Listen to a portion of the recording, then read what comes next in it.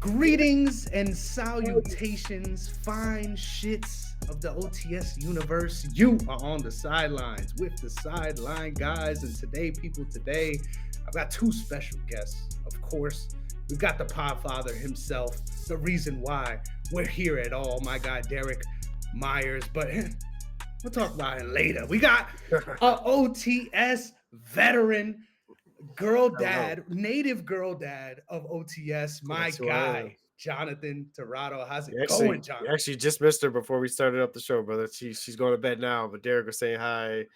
She's crazy. Girl dad is crazy. Happy to be back. Love you guys. You guys do amazing work as always, and it's happy to be here.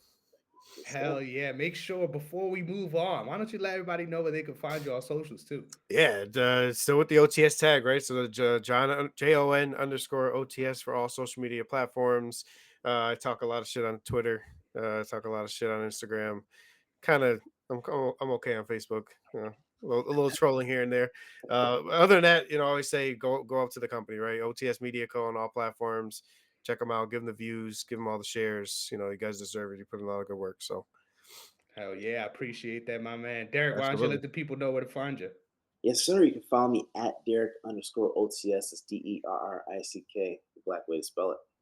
Yes, sir. There's no reason you should be getting it wrong at this point. You can catch me on Twitter and TikTok at Negron MMA and Chris Negron _ on Instagram. But just like John said, make sure you're following the brand OTS Media Co. on all social media platforms, OTS Media on YouTube. But today we've got a jam motherfucking packed NBA edition of the show. Of course, the trade deadline just finished up. So we got a lot to talk about, ladies and gentlemen. Our first headline, the NBA trade deadline is winding down. So I'm going to be running through these as quickly as we can, right? Because there's so much to discuss, more than any regular year in recent memory, if I'm being honest here. Mm-hmm. First of all, we've got the Grizzlies deal Marcus Smart to the Wizards. Here's the lay of the land. The Wizards are receiving Marcus Smart, Colby Jones, Alex Len, both of those guys from the Kings, and a 2025 first-round pick via the Grizzlies. And the Grizzlies are getting 2 second-round picks, Marvin Bagley III and Johnny Davis, both from the Wizards. And finally, the Kings are receiving Jake LaRavia. Shout out to you, but who? So I got to ask right off the top, how do we feel about the Grizzlies getting a nice secondary big here in this move? I mean, he's mad that they made Marcus Smart dirty like that. They did so dirty, bro. I don't even care about what they got in return. They did my boy dirty, man. They sent my man to purgatory. Oh, that poor guy. I'm sorry. Yeah, man. And we can't even get him. Like, we can't even get him. There's no second apron, man. Second apron. Yeah. I feel so bad, dude. That one hurt, man. I ain't gonna lie to you. That one hurt. Because I need to see my guy go to a team that's a contender, and I don't know what team that is right now. I mean, he's got typically a buyouts for your last year of your deal. He's got another year on top of that, so they're not going to buy him out till next year, right? Yeah. So, I mean, they literally sent him to hell. I feel so bad. I feel so bad for him. I would sit out the rest of the year, man. Like, I mean, Kyle Kuzma's not there, but just to walk in and smell Kyle Kuzma's stench is bad enough. Like, it's just be in the same area of Kyle Kuzma. It's just horrible. Listen, Smart needs to just say, hey, this hammy's bothering me a little bit. I'm gonna call it a year. I'll see y'all next year. Yeah. That's about it. That's all I got for that, man. I mean, obviously Memphis, you need the depth, right? Obviously Triple J and Zach Edey have been balling, but they both. Zach Edey maybe not as much injury history. He's done pretty well since that last year in college, but Triple J just has those hammies of calves, like a couple things that pop up. So getting more depth, fouls. That boy, man, he's good defense, but aggressive. But you need the depth, right? So I think it's a good move for them. I just hate that they did my man so dirty. really Yeah, do. man. This is an interesting one because I low key feel like I enjoy the Wizards side of this, right? If you could get a first round, fucking take it, even if it's all Yeah. the way Oh, for down sure. there. And they were already firmly planting their flag for Cooper, right? So you might as well continue on that path, try to get as many players you can in this upcoming draft. But yeah, I agree. It sucks for Marcus Smart, but just like that, we moving on. Our next one, the Bucks reportedly dear for the Clippers, Kevin Porter Jr. And in return, they're getting Marjan Beauchamp. I just got to say right now, I don't even need to throw to y'all. We don't give a shit. Next up, the Pacers are moving James Wiseman to the Raptors. Raptors are getting James Wiseman in cash for nothing reported as of yet in return. So I just got to say real quick, I remember that draft, right? And being like, yo, I'm so high on this guy. Like, this guy is gonna be this is the prototypical new age center. And Oh yeah. goddamn, that just looks terrible on my name that I was giving him those Everybody shouts said it, back then. man. Yeah, obviously it sucks that he's never been able to reach that potential. Right. I kind of hope this will be the year that he could find himself with that team, and now they're shipping him off somewhere else too. We're gonna be talking about the Raptors a lot here moving up, but Oh, yeah. actually, this isn't the worst move possible. How do you guys feel about getting Wiseman? For me, it's the injuries, right? That Wiseman is like the Greg Oden. It's just the injuries are keep piling up. Everybody keeps transferring him over. He's got the skill set. It's funny because I kind of even not even Greg Oden. I think that might be a little extreme. A little bit of like Jaleel Okafor, right? Who right now is in the G League hooping. I don't know if y'all seen that. He's like 30 and 15 a game, like coming back and doing his thing. So maybe Wiseman just needs a little bit of that, right? Get his confidence back and have him ball out.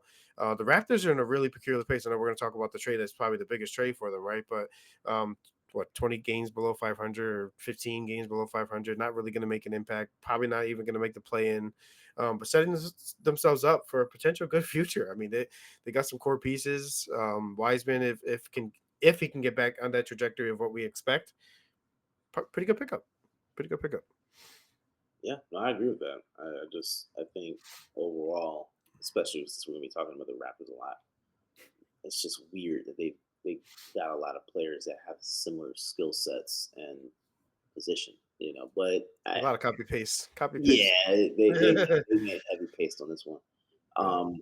Yeah. But I agree. I think if Wiseman is able to stay healthy, I think it's also consistency, right? I don't think it being in Indiana, I don't think he wasn't on the floor that much, right?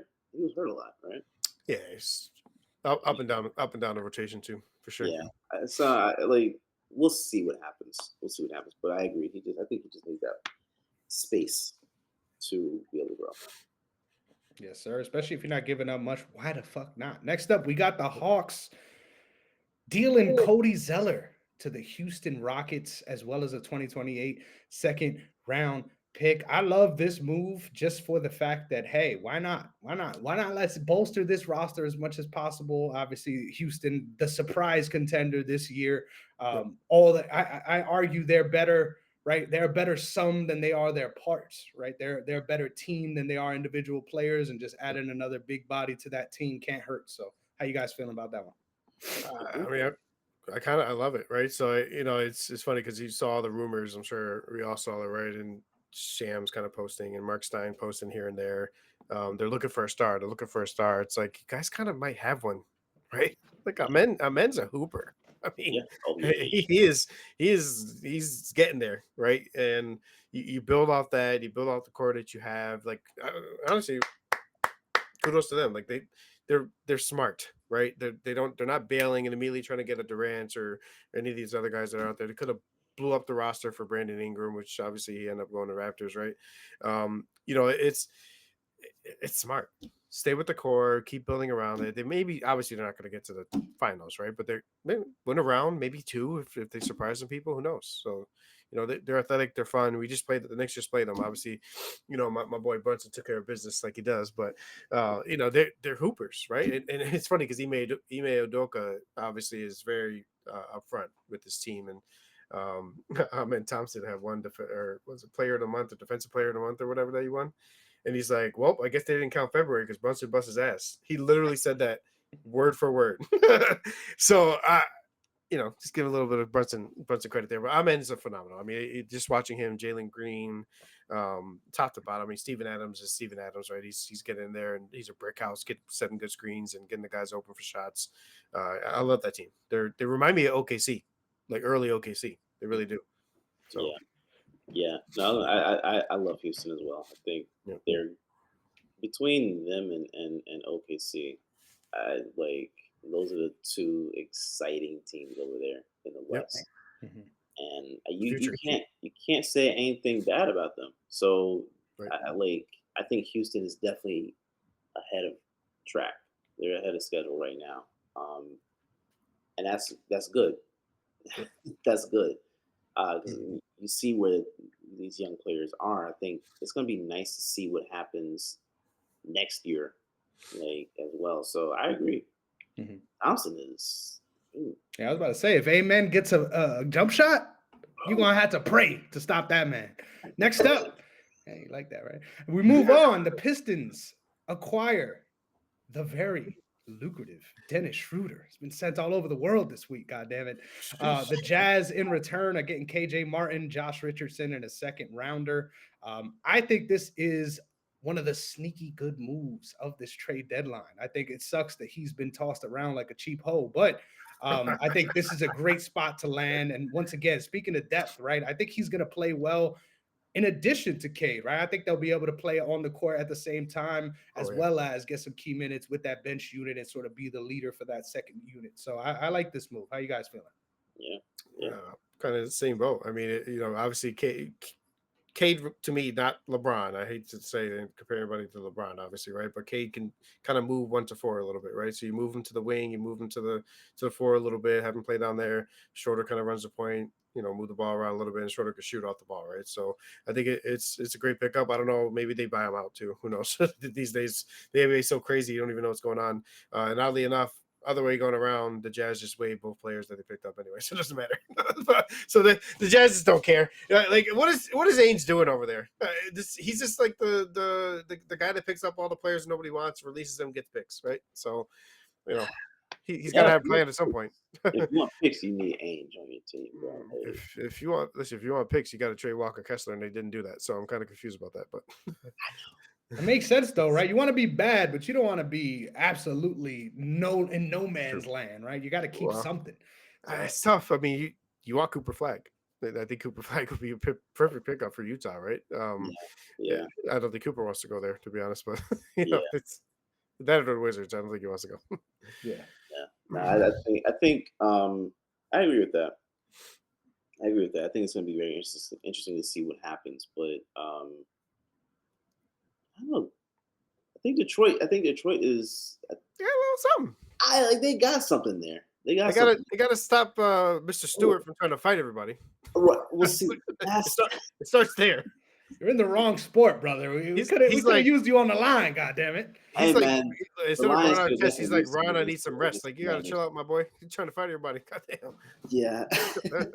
He'd been great against Commanders, Brian. Like, just put him on that D line and let him go crazy. I mean, they should have. When the Lions lost Hutchinson, he should have just picked up Stewart. That's it. Would have been all right. He wouldn't have been getting more money though. I'll tell you that. This next move, probably the most like what the fuck is going on here move. Even though it's not the biggest deal, I still don't get it. We got the Hawks trading motherfucking Bogdan. Don't call him Bojan Bogdanovich to the Clippers for Terrence Mann, Bones Highland, and 3 second-round picks, 2025, 26, 27. Why are you getting rid of your shooters, ladies and gentlemen? Tank, bro. You're over there, Derrick. Maybe you're just being next to them. You know what's going on. I can't tell you. Outside of trying to tank, I don't know. It's the Cooper Flag dilemma, but the problem is the Spurs own the pick. Yeah. The Spurs own their pick, so I don't know what they're doing. If they wanted to really rebuild, you should have sent Trae Young to the Spurs and got your pick back. Like, it's that simple, right? Yeah. Like, I really don't know. That Atlanta should have done that they did not do. Right. I mean, not even, you're going to bring it straight up anyway, Chris, right? But even sending Hunter out, like, you literally sent out 2 of your top 8 players. So what are you doing now? Yeah. Like what? So it's just, I Oh, mean, I oh hate to yeah. even say I feel bad for Trey because I fucking despise that motherfucker so bad, but I feel bad for I can't say it. You know, Trey's all right. Yeah. I tell you what, those Hawks tickets gonna be cheap. They're gonna go right back to where they used to be, and I'm gonna be at the games a lot There you go. this season. There you go. Get your silver lining. That trade you were speaking of, I really like for the Cavs. They get DeAndre Hunter and give up Karis LeVert, George Niang, 3 second-round picks, and 2 future pick swaps, which obviously has to be the onus for doing this. But even this feels stupid as fuck. So I I don't get it, bro. The only thing I could think is the Hawks hate the Celtics that much that they just want to try to help the Cavs beat them. Like I couldn't tell you, and I'm not saying they would, Derek. I'm saying them try, right? Like try. Look. The one we talked about this before the show, actually, literally right before the show. You know, I think the one thing that is missing from the Cavs is that true 3-and-D player. Like Okoro was that for a couple of years. He's fallen off the face of the planet. Like I have no idea what happened to him at all, talent wise and effort wise. Like he just isn't what he used to be. And they obviously they felt the need to pick somebody up, right? Hunter is on track for 6th man of the year if he still comes off the bench, right? So you know it's a phenomenal pickup. I think they're adding to their wing depth. They go up against the Knicks again. You're talking about 2 7-footers that are mobile, right? You got Hunter over there on the wing. I mean, obviously Mitchell puts the hustle out there. Garland plays good defense. They got a little something going on, but I think we'll still bust their ass. Yeah.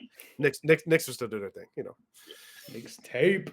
Yes, Next sir. up, this one's a head scratcher for me too. We get the Hornets receiving Yusuf Nurkic and their 2026 first round pick. Keep an eye on that fucking pick because there's a good chance that thing is gonna shoot up in value. The Suns get Cody Martin, Vasily Micic, shout out to him, and a 2026 second round pick. The Suns are absolutely a trash organization, and people cannot convince me otherwise. What the fuck? Bro, I've been asking that since they made the move to get Beal. So at this point, nothing they do surprises me. It's just Nurkic has obviously not had a great time over there in recent times, and it was already heading toward divorce. So I think they said that he hasn't spoken to was it Mike Budenholzer? No, who's the coach over there? Budenholzer. Yeah. Budenholzer? Okay. Yeah. So they said that he hasn't spoken to him in like a month or two. They haven't spoken. How you not speak to your coach in a month? I know Draymond can be Draymond, right? I will say, shout out to Draymond, his podcast. I love his podcast. He has some. Baron Davis is one of my favorite players of all time. Just to bring him on the podcast, one of the smartest decisions ever, right? Makes you likable, Draymond. I'll say that. Makes you more likable just having BD over there, right? But Nurkic is weird. Like he has this mindset. He's some superstar that somebody cares what he's fucking talking about. Like shut up. You know what? Let me say this. You're in the exact place you should be, Charlotte, where you just shut your ass up and just play ball. Nobody's gonna pay attention to you. So stay over there and shut up. Like nobody liked you. KD hated you. You probably the reason why Beal sucks. Like just go over there. Go away. I hate Nurkic, man. He talks so damn much. But anyway, the trade is what it is. I think that 2026 pick, I think they're gonna blow that team up. And to your point, that 2026 might be something for sure. For sure. My shit is I can't imagine paying that in this trade. Like that shit makes no sense to me. Yeah, crazy. Hey, but it makes sense why the Hornets made this move, right? Because they made a deal with the Lakers, where the Lakers get young center Mark Williams in return. The Hornets get a goddamn haul. Dalton Connect, Cam Reddish, a 2031 unprotected first, and a 2030 pick swap. Those can prove to be fruitful in a lot of ways, especially if Luka ends up going somewhere else. But I really like this move for both teams. I think it fits what the Lakers need, especially with this new roster. And then most importantly, the Hornets are actually getting back players. God damn it. We need to fix things. LaMelo's a good fucking all-star level point. God damn it. Let's get him some people out there. Free that man. I love LaMelo. I think personally, one of my favorite players. Maybe the fact that Melo is in there, and obviously I just love Melo Anthony, right? But no, I get LaMelo shoes. Like I hoop in them. Like he's dope. He's just a good player for the league. in the wrong place and they're not setting them up for success, right? But Mark Williams was what they're saying Luka needed, right? The tall guy that's going to go up and get the lobs, play good defense, rebound. LaMelo also needs the same thing. So like to make that guy go away is just crazy to me. But also LaMelo needs shooters around him, right? So Dalton Connect is a good shooter. Cam Reddish can give you a little bit of that, the juice, right? I don't know if I mean, to your point, Chris, maybe the picks end up being something that Luka leaves, but if Luka's there, they ain't going to turn nothing. I mean, you're talking like pick 27 or 25, 30, maybe if they, get up to the finals or not. But, maybe the picks turn into something, but I doubt they do. Their hope, honestly, is to reset again and again and again and again, as they always do. And LaMelo's got to get up out of there. It's just he's got to go. So. Yeah, I don't think I'm gonna live to see the Charlotte team, whatever the fuck name they'll be by the end of it, to turn into a good franchise. I don't think I'm gonna see it in my lifetime. No, probably not. Next up, the Raptors land Brandon Ingram in a deal with the Pelicans. Pelicans receive Bruce Brown, Kelly Olynyk, and a first and second round pick. I don't feel bad for the Pelicans here. I think you try to get whatever you can get on the way out, right? Because this guy was leaving anyway, right? So you might as well focus up. But I don't really get this for the Raptors. Like I think they're still, even after this trade, in sort of no man's land where they need a second, third guy to really elevate them in a position where they could do anything. Shout out Scotty Barnes. I love watching him play. But even with the young talent they have there, I don't see BI being the one that takes them over the top. Is that a hot take? Am I wrong here, guys? No, because I don't know what the hell they're doing, man. Like it's one of those things again, like I said earlier, like you got a couple of guys on your team now that have similar builds and skill sets. I don't know how that translates into winning anything. So I think they're probably at the point where they're just trying to just throw shit at the wall, see if it sticks. see what happens, and then like see who they can possibly trade next year to build 2 years down the road, 2 3 years. I mean, it's tough, man, because for me, the Raptors were always like the way they got to where they got was always kind of build it at home, pick up Kawhi, right? Like build at home and then pick up a guy like Kawhi to try to go for it all.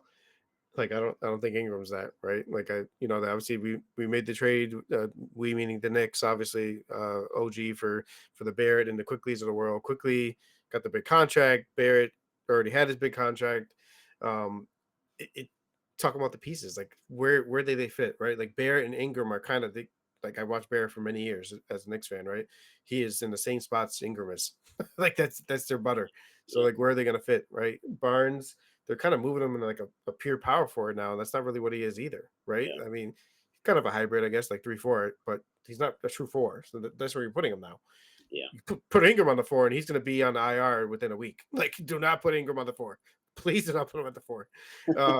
But quickly he's a hooper. Like he's still doing what I expected. He's going to score. He hustles on defense, but struggles a little bit to release out the top guys, right? Brunson cooked him like most point guards really do. I don't know. I don't know what they're doing. They're kind of just like Derrick said. They're almost kind of just throwing pieces together and hoping it works. But they're promising. They're young. They have a chance, I guess, right? I like Boucher. Boucher's a great center. I just don't know what the plan is. I love their coach actually. I can't remember his name. He's a foreign coach. I think came from overseas. Very candid, right? Like I think the Curry played him that one game like 3 months ago, and they're like, what do you do to stop Curry? He goes, I don't fucking know. He's like, it's Steph Curry. Like, well, you tell me. So he's a cool dude. He seems like he knows the game. He's putting the guys in the right position to be successful. But hey, don't forget about Grady out there stroking that thing. Yeah, Grady is out there stroking that thing. And when does he play? Was it Tariq Black again? Are they gonna do their circle the date? Are they gonna do their jersey swap again? Look, you need jersey swaps between him, Jaylen Brown, Derrick White, And with that, we move on. That's the best thing they got. Yeah, I was about to say, from the best thing they got to the best deal, you could argue, at this late window. We got the Warriors receiving Jimmy Butler, the Heat receiving Andrew Wiggins, Kyle Anderson, PJ Tucker, and a protected first. Jazz getting Dennis Schroeder, but he gone, and then Pistons getting Lindy Waters and Josh Richardson. I wanted to talk about this while we were talking about the other potential trades in the NFL and just say, hey, if you're going to learn a lesson, right? Don't do this shit, right? Don't just give a dude away because he doesn't want to be there. Because I get it. He forced the hand big time, right? But this haul is nothing, like literally nothing. Shout out to Wiggins. I think he's going to do well in that role. I love that they're just letting him wear 22, right? But Jimmy Butler means nothing to us after this. But yeah, even then, you're still not getting back what Jimmy Butler in theory would be. But at this point, such a cancer, I guess it doesn't matter, right? Yeah. So the one thing about this trade I find very interesting on the Warriors side, because this is the one thing that I've been itching to talk to you guys about. Is anybody else finding it interesting that the Warriors were willing to pay Jimmy Butler this 121 extension for 2 years? They were willing to give that to Jimmy Butler, but they weren't willing to give money to Klay Thompson. Does that not feel weird to anybody? Like, am I actually? I need someone to tell me, am I missing something? Because I don't get it. So I kind of hear what you're saying, but Clay's best attributes are falling apart, where Butler still has a lot of his best attributes, right? And you're talking big money, and I don't know if Clay was worth that big money at the time. Butler isn't worth that big money, bro. That's like, so he's not worth 60 mil. That's crazy. But ridiculous. I think if you're gonna pick an asset to put that money into, Clay had so few assets that he gave to that team, and those so few assets were already deteriorating, right? So that like Butler's going to give a higher level than what Clay is, which may not be much more. I think that's your point, but it's still more, right? Like I a little bit. I think you're focused too much on the loyalty piece of it. Like not even the loyalty. That's for me what it comes down to in a sense for the Warriors, right? Like they're really only giving Clay that money off of loyalty, not the true basketball hoops perspective, right? Like I think sure, but you could have paid, in theory, Clay less. You could have paid him less on a yearly basis to go get someone else to fill in that gap, i.e., Marcus Smart. Like give you a little juice, someone. I think the Warriors were so focused on just getting a name, right? Like I think at this point they are, and it's just name. I agree. Like what you're saying is 100% true. Like Butler is not. It's got nothing to do with ball. This isn't 2020, 2021 finals Butler anymore. Yes. Like I get that. And maybe he has a little more juice being with the Warriors and having Curry around him and some of the other shooters and Draymond and him are going to fight. Yes, bro. Well, that is a guarantee. I will bet that on FanDuel. Like that is 100% happening. But you know, the Warriors are in a tough and a peculiar spot, right? They stopped building around Curry for whatever reason, even though they put all the money towards Curry. They kept Draymond when I think they should have technically chose to keep Poole, right? So now they said, oh, now we're in panic mode. Everybody thinks we're giving up on Curry. What do? We can't trade Curry. They destroy us. Go get Butler. Like they're just in panic. They begged Durant. Like Curry texted Durant. Like I don't know if you guys saw that tweet. Like they had a conversation and Durant's like, no, bro, I'm not coming. Like I'm done. I want, you know what it is, Steve Kerr. Like we all know, based on Olympics, based on how he handled the Draymond situation, just the tea leaves, right? Like Kerr is like how he handled Jaylen Brown. Like I mean, Kerr, everybody hates that man, right? And like I don't even think Butler really wanted to go there because of Steve Kerr as well. So let's be honest. So I think they're just in panic mode. They had to bring a name in and try to help Curry's legacy a little bit. So we'll see how it works. I think 60 mil a year is absolutely asinine for Butler at this point in his career. This year's 60 mil is 2 years ago's 40 though. And if you look at it in that perspective, I will give you that. Goddamn, it might be worth it. But yeah, well, I mean, that 60 mil turns to 100 mil with this luxury tax that we're paying now. So that furthers my point to why you should have played. Tough. You should pay Clay. Yeah, less That's money. my point. Even cheaper, either way. they should just be on the court. I mean, they look. I get the loyalty piece, and Curry. I don't know if he has a no trade clause or not, but you tell Curry, hey, like, do you want to go home to Charlotte, right? Or do you want to go to? Do you really want to pay with LeBron? We'll work out a deal with the Lakers, right? Like, like the deal, like I don't know if they do the AD trade, but they could have worked out something to get Curry over there to Lakers or Curry somewhere where he's happy, right? Like they didn't want to do it, so that's where they're at. I'd tell you one move I would have made if I'm in the front office of Golden State is getting a different coach. Yeah. I would have gone after Mike Brown, and I truly believe that the Warriors were significantly better when he was on the staff. Oh, on the staff, oh yeah. I think he was coaching everything. Yeah, it's what makes the most sense. And if you wanted to extend the window of Curry, Draymond, like if you wanted to actually extend the window of contention for these guys, keeping Clay, going for Mike Brown, if he, if you knew he was going to be available, which I don't think anybody knew he was going to be available this year, but that would have been a move I would have made to make that happen. You know what I'm saying? And Steve Kerr is the most overrated coach. I will continue to say that. Mm-hmm. He's one of the most overrated coaches ever, and I think Mike Brown would have been a great fit for them anyway. So. Mm-hmm. There's a lot of head-scratching scenarios about this trade and signing, but God damn it, this trade is going to make this team better. So I'm looking forward specifically on defense. I think it should be interesting. But next up, as of right now, though, it's not even fully complete. It's a 5-team trade too. Oh yeah, it's not even fully complete yet. Oh, yeah. And there's a lot. Yeah, we will know whenever we know. We'll see. Time will tell. Next up, we got the Kings getting Jonas Valanciunas from the Wizards in response, sending back Sadiq Kisoko and 2 second-round picks. We would have cared about this deal 2 years ago. Sucks that this is purgatory, right? If the fucking Washington Wizards is hell, this is purgatory. Getting sent over there with Vivek, and they ain't lighting no beams, goddammit. But I like Jonas as a player, and I think he's actually a little underrated in today's NBA. So can't hate this move too much. But I mean, especially with what you gave up to. Yeah, no, I agree with that. I think Sacramento is going to put themselves in a position where I think next year we should be looking at them as a little more improved than this year. I don't know what took place though. This is so strange because they look like they were on the path to right there, the top 3 or 5 teams in the West. I don't know what took place this year to fire Mike Brown and then it kills me too because you see all the interviews right after Brown was fired by every single player. Like my thing, I talked about this with you guys, right? Like head coach is the leader. If the players are bought in with them, they love them. You work through all the bullshit, right? And every player interviewed after Mike Brown was fired was like, I don't know what to tell you. Like I love Coach. I thought he'd be here with us to help us get to the promised land.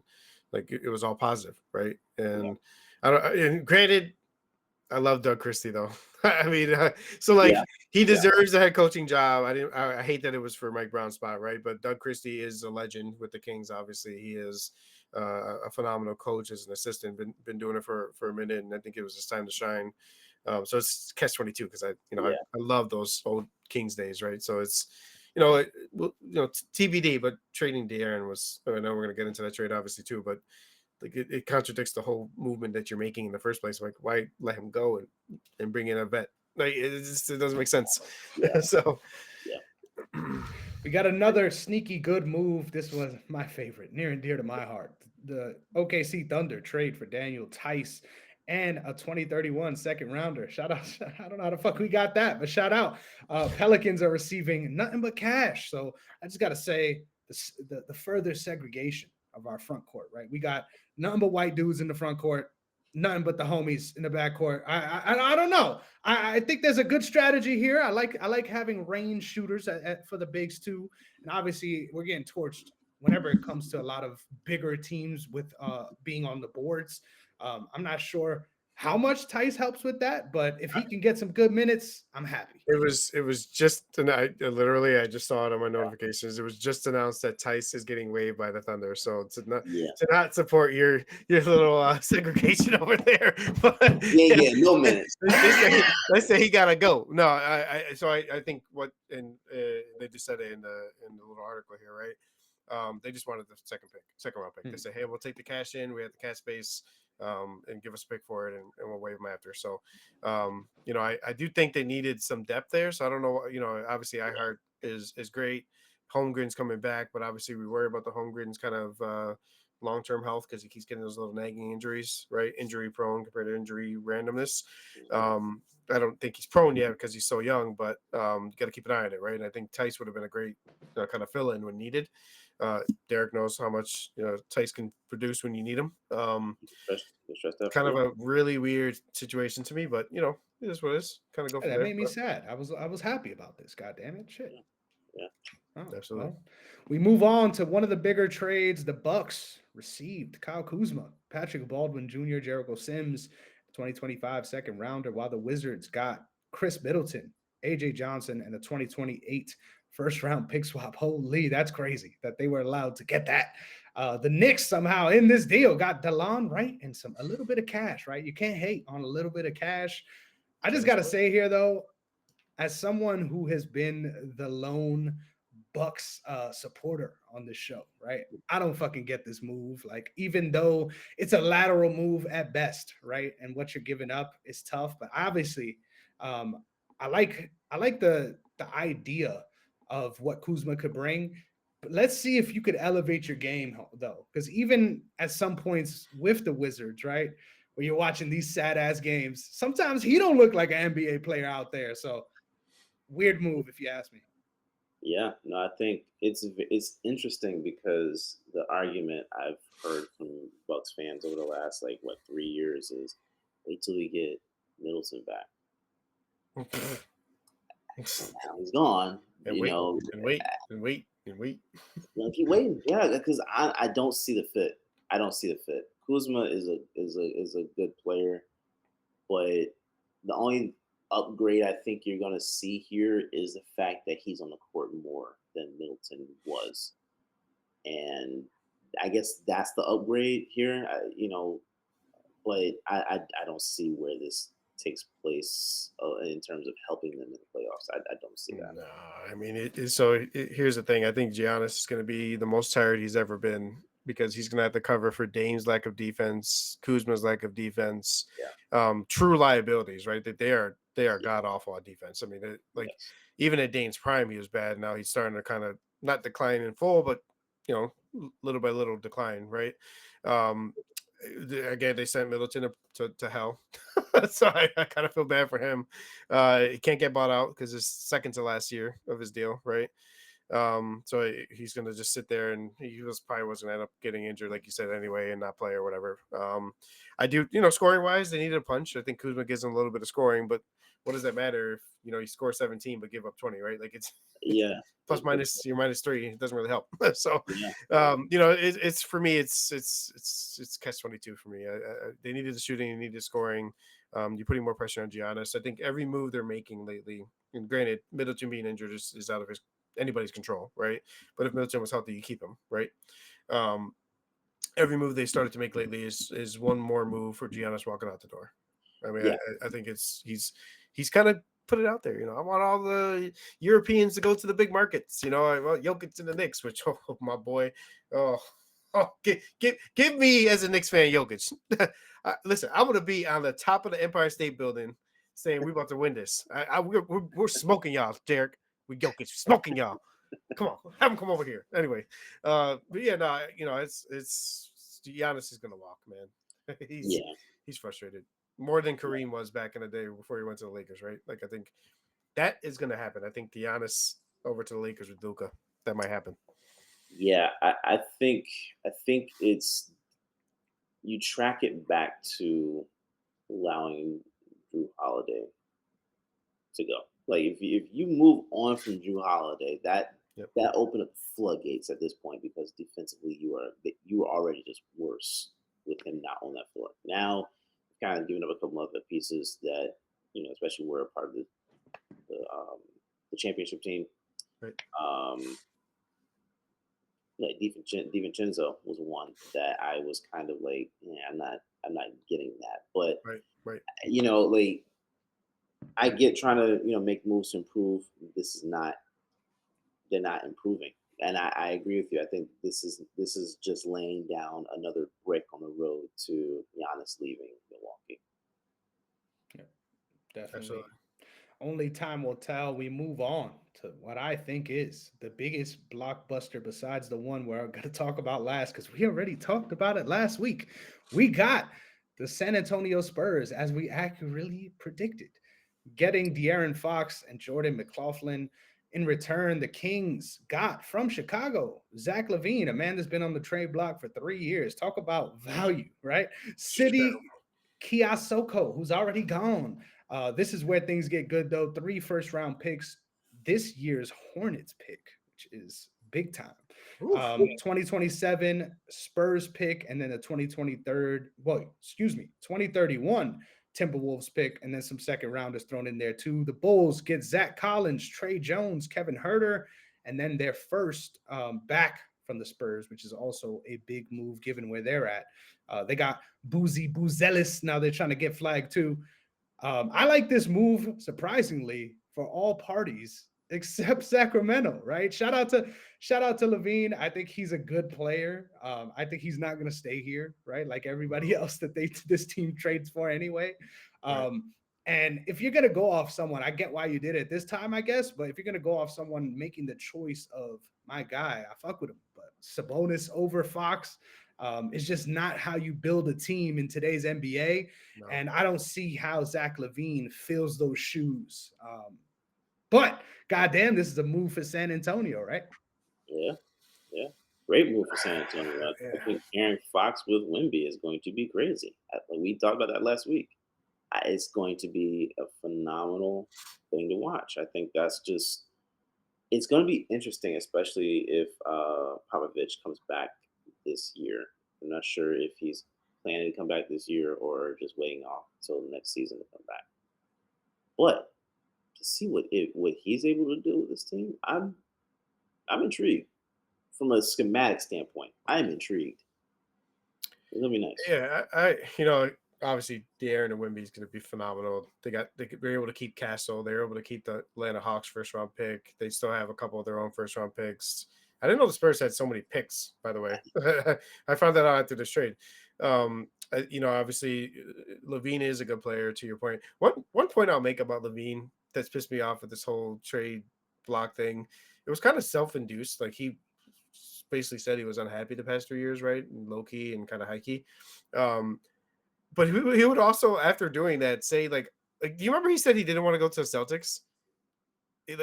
He said he didn't want to go to Celtics. He said he didn't want to go to the Knicks. He said he didn't want to go to the Lakers. Where the fuck do you want to go? The Kings?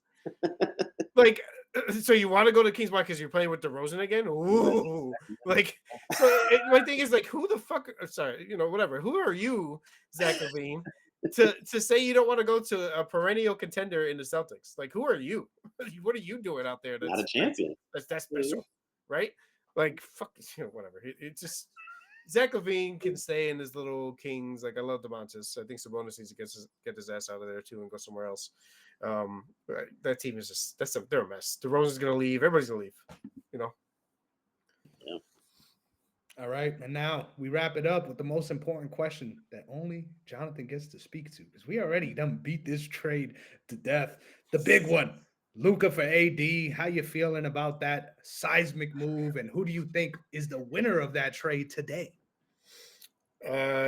So I'm gonna start because you combine the other trades. I say both, right? Like you talk about Mark Williams going there to the Lakers. On top of that, obviously the trade itself, you got AD with the Mavericks, but like the Mavericks to me is a bunch of ifs, right? I mean, if AD is healthy, like funny enough, AD went for 45 and 25 right before he got hurt again. He always does that. He has these games he dominates and it's just so phenomenal and can get through these games. You're just like, holy shit, like he can do this, right? And then he's hurt right away next game. So that's the if. Kyrie Irving, for every facet of the word, is the F, right? Mental, physical, emotional. Like that's Kyrie. That's Kyrie. Clay is, as I talked about with his deterioration of his skill set, right? Like I think Clay's not what he used to be. So it's a bunch of ifs. Gafford, I love Gafford actually. I think he's way better than I ever thought he was. initially. I like Lively if he gets healthy. I think they have a squad technically can do really well if they stay healthy, if they stay together, if the coaching does well, right? It's a lot of ifs with that team. And then you flip it back to the Lakers. I think they built out a solid squad, man. I think they can make some. LeBron's got juice for 40. He's still got some juice, right? And you think about it, like LeBron is used to playing with another 1A, right? Like I think he did it with Kyrie in Cleveland. He's basically done it wherever he's gone, right?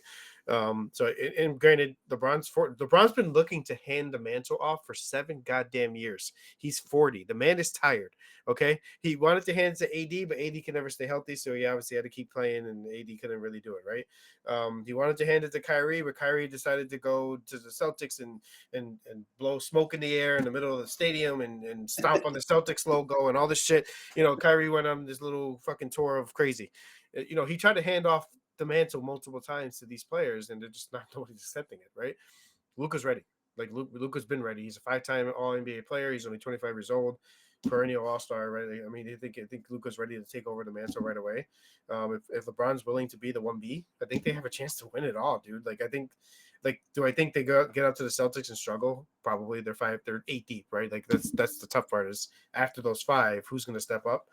But sometimes star power wins. Like it in the end, that matchup, it's the Celtics again. Is there 1A 1B going to be 1A 1B Tatum Brown, right? I mean, most teams say no. Like arguably the hardest matchup for you guys, Derrick, going into the Eastern Conference is us, right? If we're healthy, and so it's always if, right?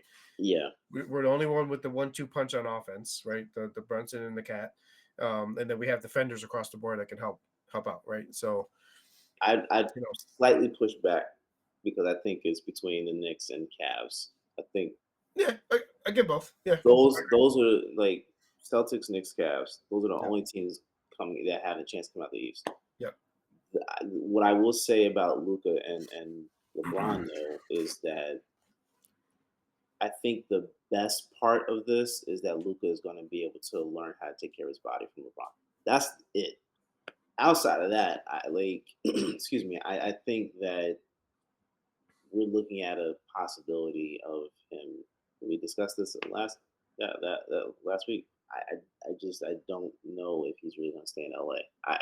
There's no reason to stay there, not to extend. I think you play out the rest of your contract, let bygones be bygones, and choose where you want to go. But I personally don't see LA being the place. Yeah, defensively, I need to see what this LA team looks Yeah. like. The theory on offense sounds great, but this feels like a 2K team if I ever seen one. So I mean, they got a couple defensive pieces. Obviously, Reeves hustles on the defensive end. He's not necessarily the best, but like Mark Williams is that good defensive backup. Kind of playing off the ball and helping a little bit. You got Dorian Finney-Smith as a known defender, and obviously can hit the 3-ball a little bit. But in the end, like star power wins it all, man. I mean, like you got 2 stars. LeBron still got the juice. Lucas still got the juice. Who in the NBA can say they have guys at that level that can go give you 40? Both. So let me ask you this. Like let me push back. 3-4 teams, maybe 3. I think just 3. The Lakers are not going to be able to beat the Thunder. They're not going to be able to beat the Thunder. I don't know. They don't have. I don't think they're gonna be able to beat Houston. I don't think they're gonna be. No, they'll be no. They'll be Houston. They'll be Houston. I love it. I raved about Houston for 20 minutes before this, right? Like I love Houston. I think the biggest hurdle would be OKC, and obviously Denver could be a struggle too, right?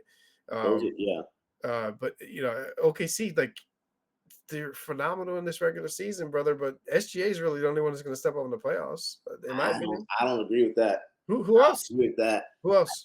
Holmgren that Williams. He hasn't shown me nothing yet. I don't think Jalen's got it like that. Not yet. No. Not yet. For the playoffs. Not regular season, of course. Yeah. Playoffs. It's another level. Yeah. They may not be ready. They're right there. But trust me. You saw what they did last year. I love them. You saw what they did last year. Yeah. I think they're going to build on that. I wholeheartedly believe OKC is the one that's coming out of the West anyway. I would love to see it. this is not me saying I don't agree in any way or like I hate it or I don't like them. I think they finally rebuilt the team and have like 30 picks still to keep building the team coming up. They're so easy to cheer for, and SGA is just beyond the superstar, right? The lack of experience, right, is what it always comes down to. And to your point, you got to get the experience to have the experience. So maybe this is the year that they do that. But it's just comes down to stars, and I don't think they have that star yet. So I think Jalen 100% could be that, right? But I don't know necessarily if it's there yet. The star argument, I think, is what gets me, because I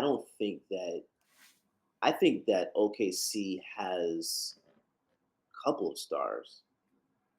I think they obviously have a superstar, but they have a couple of stars on that team that play their position well, right? And Right. I think because of that identity, chemistry, like I get what the Lakers are on paper. I get what they are on paper. But I saw this movie last year with the Mavs, bro. Like everybody kept talking about how they were, and defensively they were atrocious. They were atrocious. Now you got two defensive liabilities on the court together that are the stars. Right. Yeah. They are the main guys. Right. And if they're not going to be playing defense like that, who the hell else will? If you're telling me that the third 3 through 6 are probably going to be the most defensive minded guys on this team, that is absolutely trash. And I'm not saying this because I hate the Lakers. I really do not believe they have anything it takes defensively to even get to the third round of the playoffs. Right.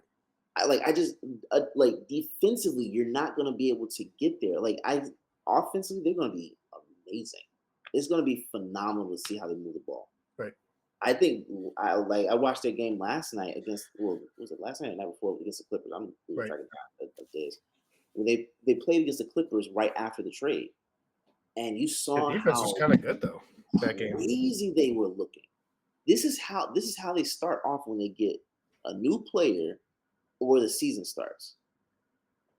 Well, I mean, the Lakers move the ball around real good. You talking about before? I mean, Luka didn't play though, so I mean, they did well without him. All of a sudden, they crash out. It happens every year.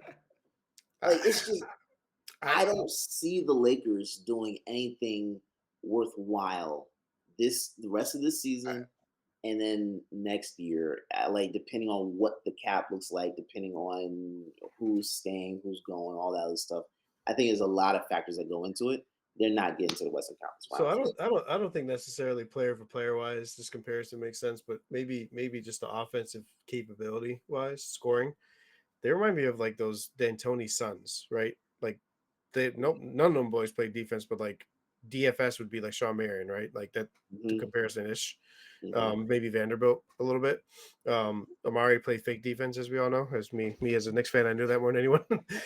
But like that, maybe they make a run just based on that offense. Like I think they can get to the second round. I think you guys are crazy if you don't. Second round, yes. Like third round is possible though. That's possible. I don't think it's impossible. You got it. Like that's the best.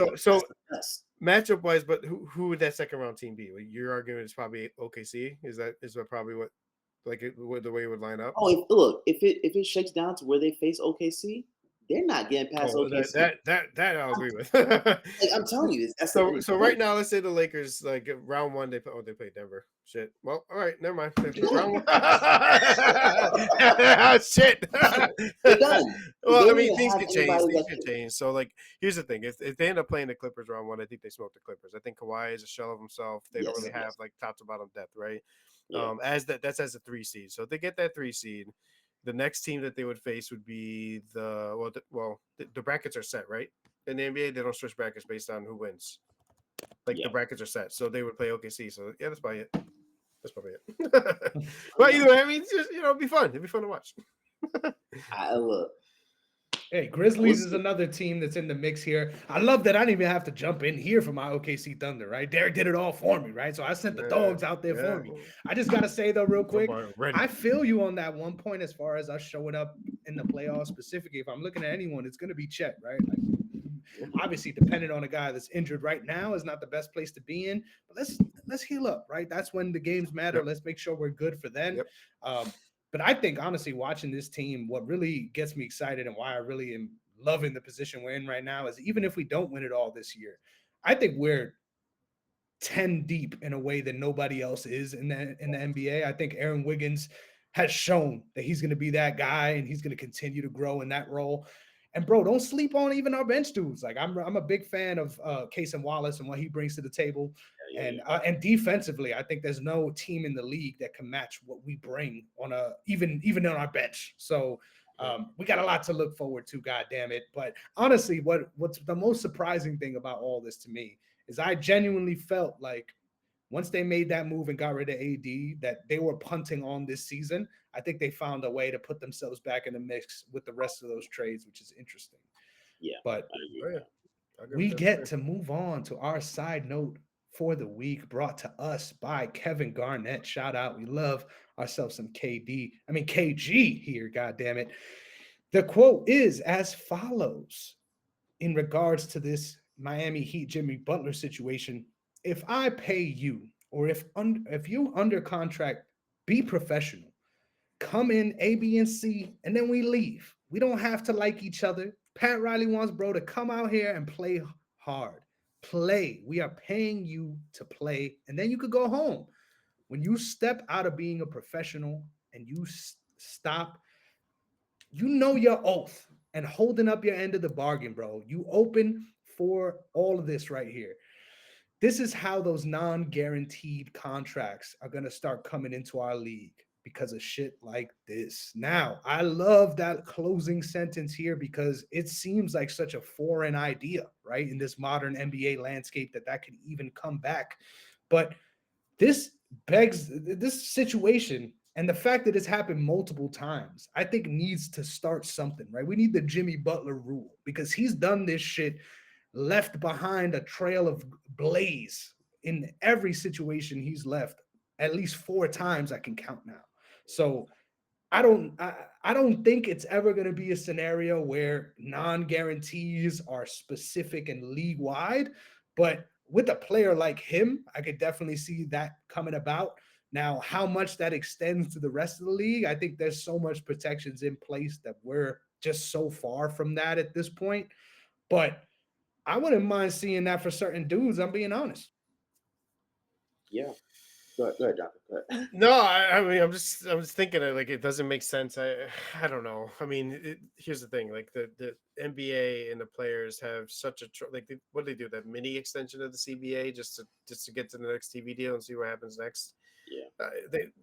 The owners just have governors. I'm sorry, have whatever they call them now. They have less leverage than ever, right? I mean, the guarantee contracts are exploding beyond belief. But I'm kind of with KG though. Like you might change that doing this shit, Jimmy. Like you're like, so here's the thing. Who's the president of the? Is it Chris Paul? Is Chris Paul still the president of the Players Union? No. I think. Who the hell is it now? Is it Tyrese Halliburton? No. It might be Tyrese. No, might be Grant Williams. Oh God, I hope not. We are all wrong. It is Jalen Reeves-Maybin. Who? Exactly. He was elected. Who he played March 2024. All right. Well, the players are fucked. All due respect, Jalen. I have no idea you are, bro. All due respect. Look, I think that it's going to be their job to really stop this conversation from even happening, right? Like guaranteed contracts aren't going to go away. The money's exploding. The cap's going up. The new TV deal is going in place next year. NBC's back, right? Like NBC was if you guys remember, like the OG for sports, right? I remember like watching Shaq and the Lakers on NBC. Like that was that shit back then, right? Like, so it's they don't have any room to really say like we're getting rid of these guaranteed contracts. But like, here's the flip side of it. So you ask me, like, Jimmy doing this or players doing this, does it potentially bring in the non-guaranteed contract? Well, what do we say about the owners that are trading away the De'Aaron Foxes of the world that did not request a trade and wanted to stay in Sacramento, right? So Luka. loyalty goes both ways. Luka's the perfect example of that. That trade, like, we didn't even get really into that side of things. I feel like I should have, right? Like, that trade alone is the most asinine trade I've ever seen in my entire life. I don't care what narrative you try to spin, weight gain or lack of defense. I mean, when a man's giving you 73, 15, and 10, I don't give a damn if he even walks back in the other end on defense, right? Like, I don't care. He's giving you 73. Like, he's plus minus is plus. I guarantee that, right?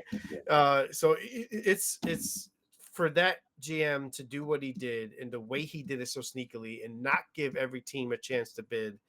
Like, shouldn't the owners really be on the owners and the GMs, right? Like, I think they're the ones that are messing up more than the players. Like, Butler sees that and says, I don't care what you guys think about me. Like, I did the right thing here. Like, they would have done this to me anyway, right? So Yeah. it's both sides. It is both sides, like perception at least, right? Coming out from the outside looking in. It's like a perfect balance. Jimmy did what he did. They did what they did to Luka. Call it a day. Don't talk about the contracts. Leave it alone. Go from I, there. I think I definitely get where KG's coming from with this. I am probably going to be one of the few in the minority that think that there should be some type of protection in place for teams, right? I'm pro player, but I'm also pro team as well because which sounds like an oxymoron. But I think in certain areas you have to be. If you're a team and you want to set your team up for success in the future, or you're trying to build toward that, let's use the Knicks as an example of a team that's trying to build toward the future, right? If you have Jalen Brunson come in and you give him guaranteed money, but then he does something to spite you and mess up your plans for moving forward, I think there is something that to be said to where you should be able to protect yourself. I think there needs to be a tier system for players.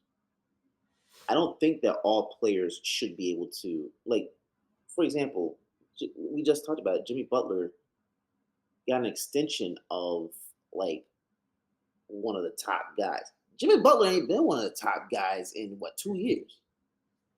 The second you get traded, I think it should drop you down any tier level we're talking about. Like, Something 60 should come mil to for a an guy that's never been on your team is crazy. Yeah, something should kick in because if you've been traded multiple times within a small amount of time, or something like I think there should be a tier system, but it should take into account your team history, the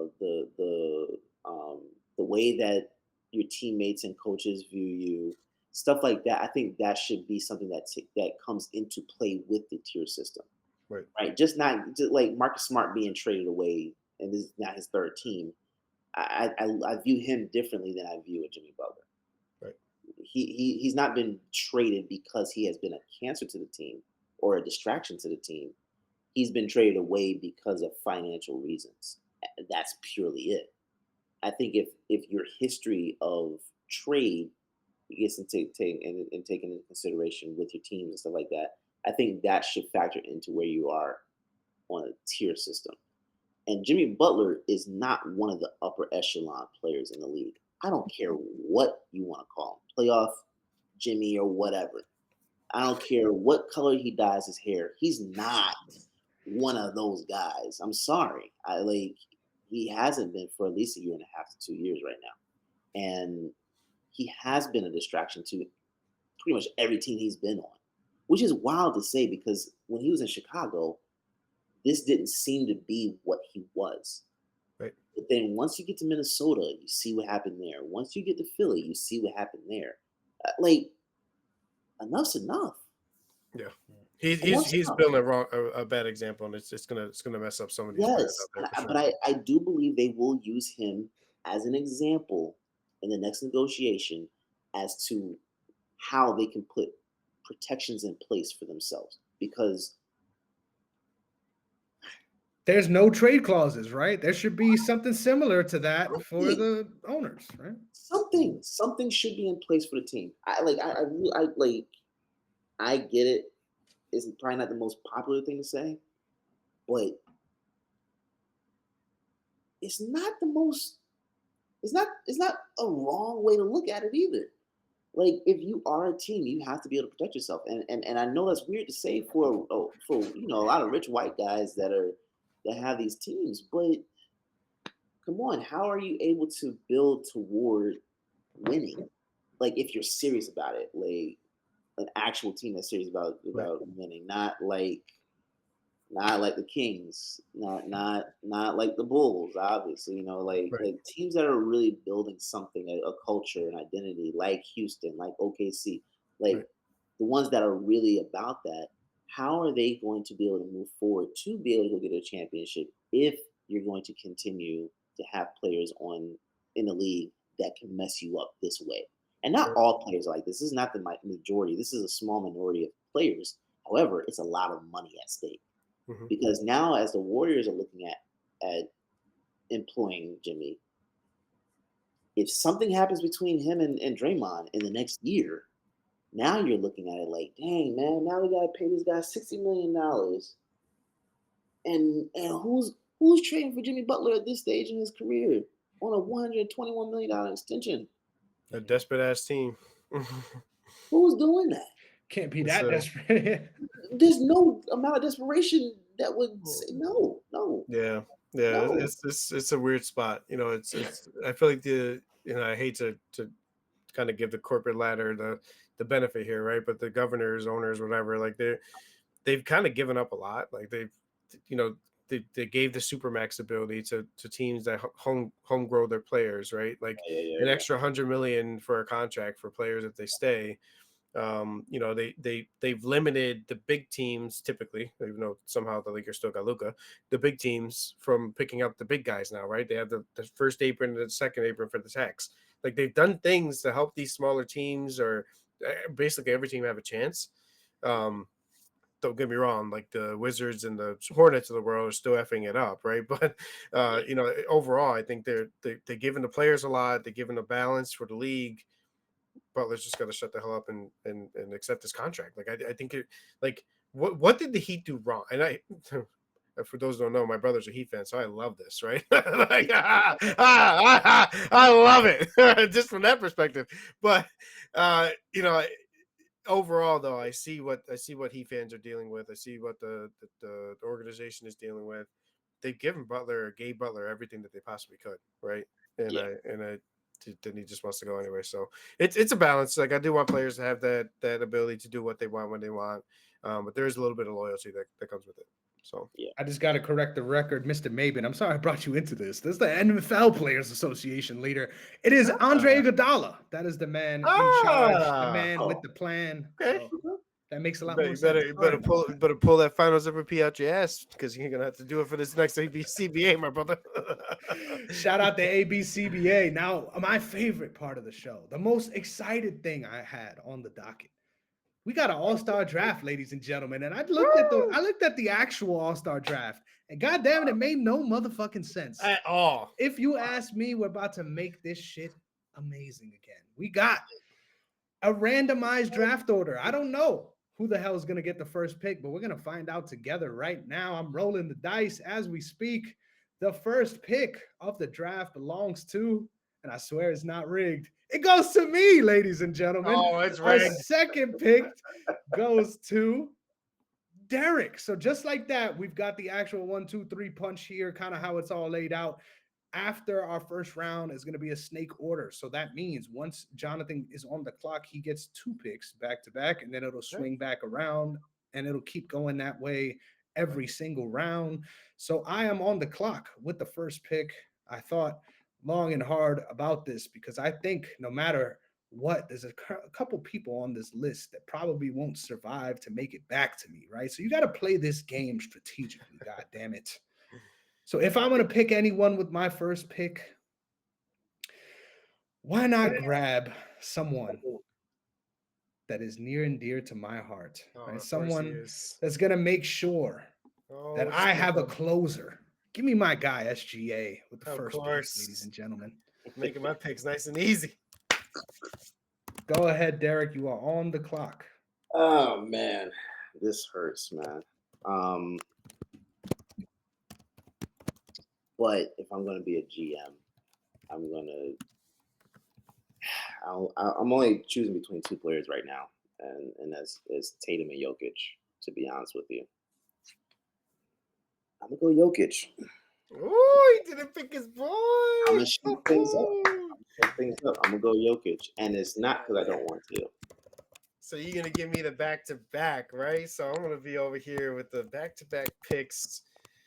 First round, second round, first pick overall. I'm gonna take my boy Bron at 40 years old for my first pick. In my second pick, you know, I gotta pick my boy Jalen Brunson.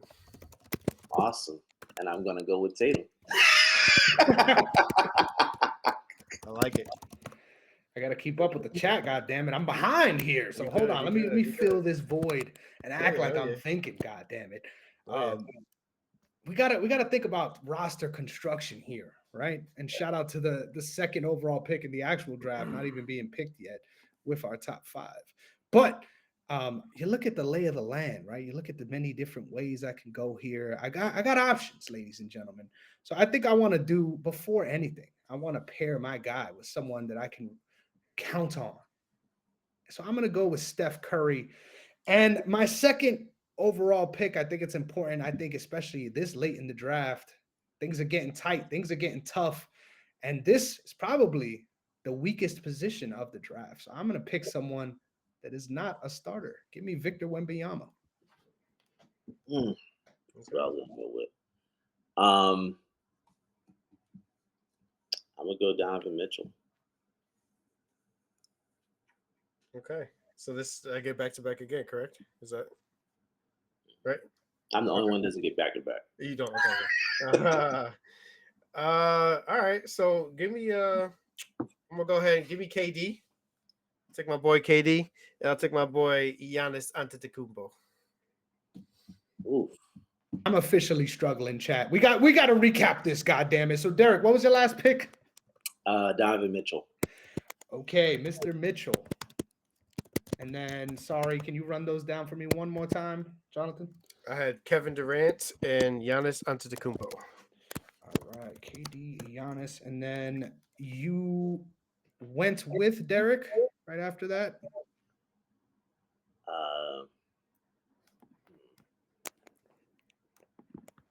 You did Wemby, right? No. I went with, that was the 7th pick. That was wild. Yeah, that was who I was hoping was still be there. Gotcha. I'm gonna go Anthony Edwards. All right, 11th. And all right, now I got 2, which is fun, especially at this stage. Let's see. Let's look at this board here. God damn it. Shout out my guy, Sean Negron. I know how you feel now, bro. Every time we do a dynasty draft, this dude is just stalling. This is me now. This is my life. I got to stall. You know what? I'm not even going to employ this cancer on my team. How about that? Let's go with the big bodega. Give me my guy, Cat. Oh, I hate you. And then while we're here, yeah, you know what? Fuck it. I didn't want him here. Yeah, fuck him. Give me Jaylen Brown. How about that? I knew he was gonna do it. I didn't think he was gonna do it either. All right, can you tell me who my team is again? All right, so you got Jokic, Tatum, Donovan Mitchell, and Anthony Edwards. All right, so I need another.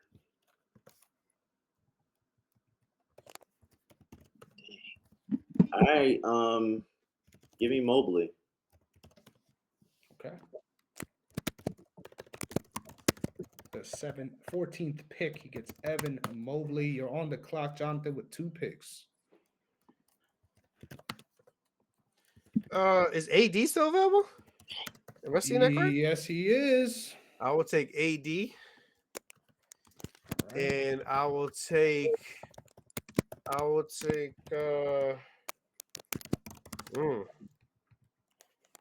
Give me a little bit of James Harden here. Ooh, okay. I'm With going the with- I'm going 16th pick, he's going James Harden, and you are on the clock, Derrick. Six Cade man. Cunningham. Cade Cunningham with the 17th pick. Now I am on the clock. Ooh, things are getting tough down here, right? That we're lacking some star power now. Let's make sure that all these guys are drafted. Yes, they are. All right, let's get these hidden gems.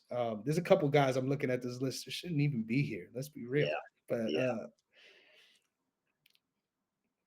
you know what? Fuck it. Give me Mini Jokic. Give me my guy Sengun, Oh my gosh, the I love it. Gooner. I love it. And then you know what? It's Dame time, baby. Give me Damian Lillard. Ooh, I respect it. Those are the two I was just looking at, man. I respect it. Who are the guards we have left? That's a good question. How many players have been drafted? I can tell you who we have. Hold on, we got Triple J, Jalen Williams, Garland, Harrell, and Siakam are left. Give me Garland. All right. Okay. Yeah. So I get back to close it out, right? Not to close it not out. well, just- to close yeah, out for me. yeah, For you. me. Yep. I'm taking Triple J, All right. and man, Jalen Williams. Hey, I thought he might have fell to me, but yeah, fuck. I know who's falling to me now.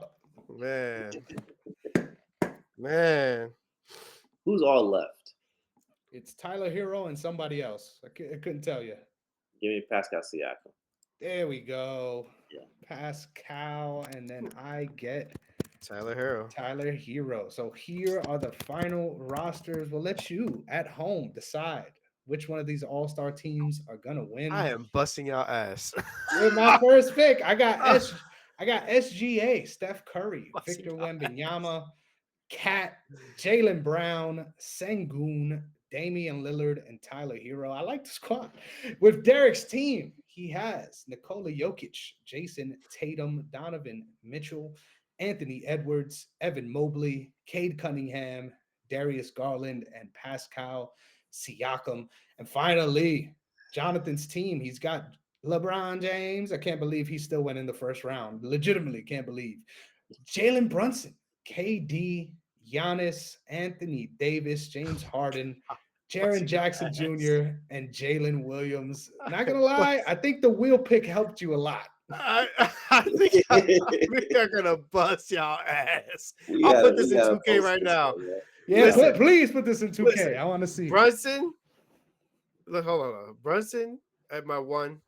Or no, you know what? I can put LeBron at my one. Don't matter. So Brunson, LeBron, KD, Giannis, AD. That's defense. That's scoring. That's everything all combined. Playmaking. And then off the bench, I got former 6 man of the year Harden. Got Triple J to come in for when AD gets injured inevitably, and then Jalen Williams. You know he's a hooper. So listen, I'll put it. I'm gonna put it in 2K and send it. I'm gonna do it. Send me the list. I'm gonna put it in there. See what happens for the season, just to see. Yeah, I'm gonna have to make a graphic post this one. Yeah, this just my mind is blown right now. Yeah, for real. It was hard to keep up. I'm not gonna lie. The commission, I was sweating. God damn it, that shit was hard, bro. I had to make sure everything was in right. But god damn it, OTS gets it right every single time. Ladies and gentlemen, thank you so much for tuning in. It's always a pleasure, especially to have an additional guest on the show, right? So shout out to my guy Jonathan for coming through once again. I think the bag is deep with this guy, right? NFL, NBA, he's got it all. Shit, I might have to convince this dude to lock in on this MMA shit. I need him on my show too. God damn it! But we got nothing but all-stars over here at OTS. So if we were drafting our team, it'll be a little bit harder than this draft was. But as I said before, make sure you're following the brand OTS Media Co. on all social media platforms, OTS Media on YouTube. And now, ladies and gentlemen, on the way out, just remember, it can get bleak, it can get dark, right? But no matter how you slice it, unless you in Dallas, that man Nico ain't your GM. So guess what? we're doing all right. We'll see y'all next week. Big thanks. Peace. Peace.